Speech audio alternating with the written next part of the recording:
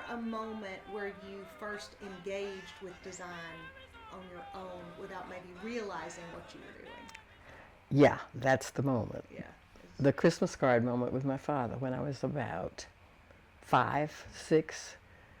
He started making Christmas cards that were yard sized, like the size of a piece of plywood. What's that, 4 by 8? Yeah.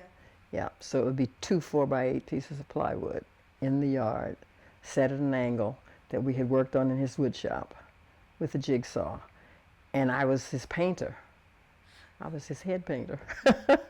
And I could come up with the ideas, and sometimes I'd design them. And it was just the family activity. It came from a father who was artistic. Mother's expressed it differently. She did hair. Okay. She had a beauty salon, and she made, well, she had 5 girls, so she made clothes all the time. And she sewed. She liked Vogue patterns, and she liked dressing us. She did our hair, and was always interesting styles.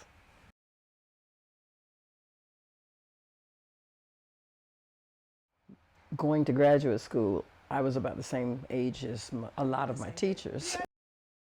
And so I said to them, I want to do this because I don't know enough about theater, and this is immersive for me, 3 years, a terminal degree. But I need my portfolio to reflect black theater, and most of the plays you have us reading are not. And so can we make a deal? And they said, what's your deal? And I said, I want to do 1 out of every 3 as something that would be in my portfolio, and I could introduce the other students to the play, give them a synopsis of what it's about, and then show them my drawings. And they thought that was fabulous. And interestingly enough, it was in the days when I guess it was DEI was beginning, maybe not legally, but schools were interested in diversifying. And so I was both black and female. And so I fulfilled a lot of categories because they didn't have that many graduate students that were of either of those, and older. I was all 3, the trifecta, they used to call me. And so, yeah, we made that deal. And so once a month, I would do a play, because we did a play a week. We had to illustrate and read them and present them to each other and draw them.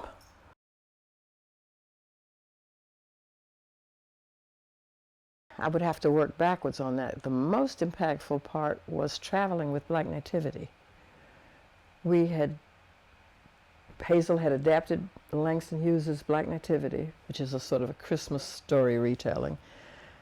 It had music, it was gospel music, and she had added even more. And then she had sort of adapted so that we could make the angels be more tribal instead of Middle Eastern, right? Or actually, you're right, less religious, and more of a universal story, which gave me great opportunities to research and just deal with it differently. Then we went to Trinidad first to do it, and that was quite an impactful experience. I mean, I had to dye fabrics and wash clothes by carrying water up a hill to a little cottage that we had rented with a lady that was in charge of it and of helping me, and we had to wash things by hand with rub boards. It was, and I was working wardrobe and dealing with the set because I had gone to graduate school and had done both set and costume design, so they could pay one person to do 2 jobs, which is how theater works a lot, or did then. And so that was impactful, just having to do everything and to do it in a foreign country and to reinvent the wheel. I mean, that's kind of how it worked. You figured out how to get stuff done. And then when we took it to Europe, the dancers would dance out of their shoes, and I would end up having to go somewhere in France that wasn't Paris, little towns in France, and try to talk to a cobbler, and I didn't speak French. And they were notorious for not wanting to help you out to get shoes fixed and things. That was impactful. That's when I understood what truck and bus was about. That was me loading all the costumes together, getting them in the truck, riding with the truck guys, The actors were in the bus, I was in the truck, and going all over Europe.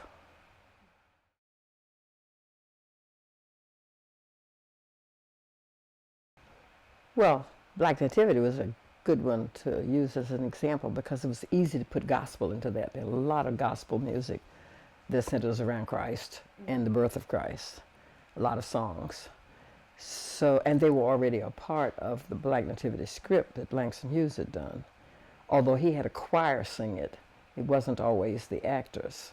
She made it into dancers were the angels, actors were the choir, and the speaking parts. And so it was a musical experience, you know, like a musical theater experience. Opera. She came from the world of opera. I guess that makes the most sense.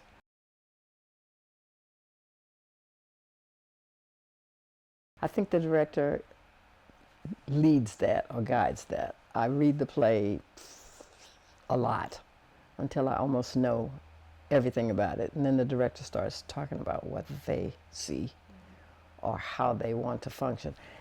And mind you, I know these directors because I've watched other things they've done. So we were all, it was a very incestuous kind of setting. Everybody worked on everybody's stuff. So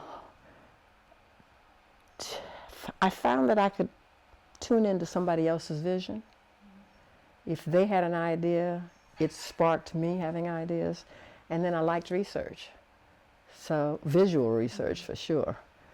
And graduate school had taught me how to research, you know, and primary sources and, you know, all the value of that. And so I think they just all coalesced. I think I developed into the designer because I kind of had to, but it seemed to be the kind of things that appealed to me. I mean, how do you know? What comes first, the chicken or the egg there?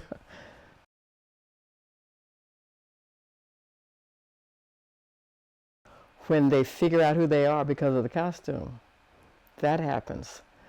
To use Blues in the Night again, I found this antique dress from the 20s, the late 20s, for the actress that was supposed to be most modeled after Josephine Baker. And it had a train, and it had all this interesting seaming. And we had this diva who we thought was going to be trouble because she had a lot of opinions about what she wanted until she saw this dress.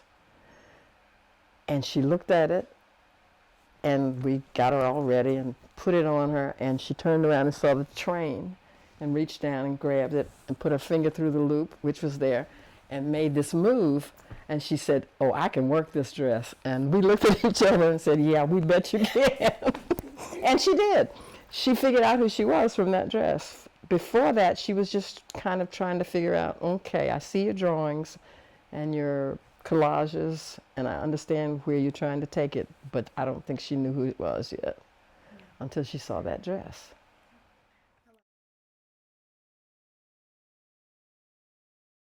I don't know if that happens because each one is kind of very different from the last one.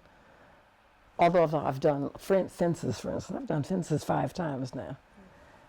And you would think that, okay, it's phoning it in, but each director has another idea about it.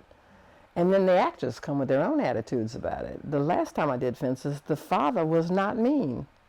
He was gruff, but not mean.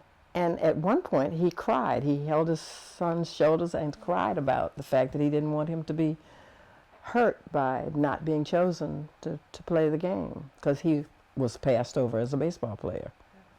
You know, it was that time in segregation when he couldn't play pro ball. And I watched the 2 actors. The young son had already come in being prepared to hate the father, because that's the way everybody does fences. And when that man grabbed him and tears came out of his eyes, that child did not know what to do. And you could see it. All of us in the rehearsal room could see that there was a moment where they were no longer, we weren't in it. It was the 2 of them, and they had to work something out. And it was fascinating to watch them work that out. And then afterwards, the director said, "Why did you make that choice?" He said, "Because I don't think Troy was mean. He was there for this child. And he stayed because he wanted to raise his son, but he just didn't know how to do it any other way, you know. But be gruff, because he thought that's how you raise a man. You make him tough. And that was a really rewarding version of it. And so it's never the same. Even the same story is never the same. Right, exactly.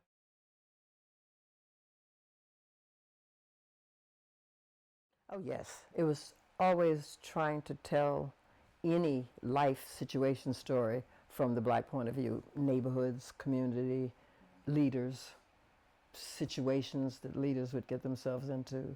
Even in the musicals, they always illuminated a kind of section of Black life.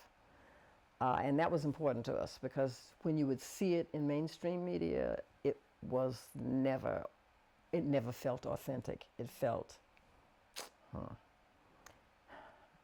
voyeuristic, like somebody outside of an experience looking at it, rather than somebody from inside the experience talking about it. So that was important to all of us, was to make sure that we told the inside story. Even when it was raw and ugly, it was from inside, not outside, looking at. That was a point of view we discussed all the time, among ourselves even. Yeah. It was the point of the whole movement.